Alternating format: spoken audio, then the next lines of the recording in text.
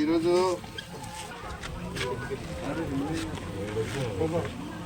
అవునా కదా, పుట్టిన కాడ నుంచి చనిపోయేంత వరకు మొక్కలు చూసుకుంటా మన ఊళ్ళలో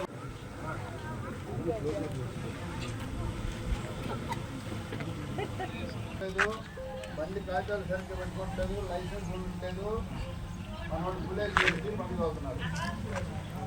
అవునా కదా?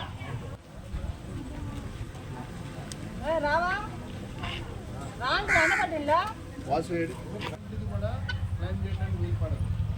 అదేవిధంగా కాలనీలో కొత్త వాళ్ళు ఎవరైనా వచ్చినప్పుడు ఎవరో ఏంటనేది ఆలోచించేయండి. పాతకాలంలో ఉన్న వాళ్ళందరూ రేషన్ కార్డులు కట్ అయిపోయినాయి అనుకోండి, ఎంత బాధ ఉంటుంది చెప్పండి. అది మనం ఏం చేయలేము, ఇప్పుడు అంతా సిస్టమే. కొత్త వాళ్ళు వస్తే ఏంటి ఎవరు అనేది గమనిస్తారు, చెప్పండి. ఒప్పుకుంటుందా? అందుకని ప్రజలు మీ పక్కన చుట్టుపక్కలప్పుడు మందగాదిలే పక్కన వాడిదిలే అనుకోబాకండి, రేపు మనకు కూడా జరగవచ్చు. అవునా కదా?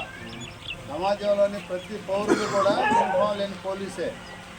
మన బాధ్యత మనం సక్రమంగా నిర్వర్తిస్తే శాంతి భద్రతలు బాగుంటాయి. ఓకే అమ్మా, థ్యాంక్ యూ.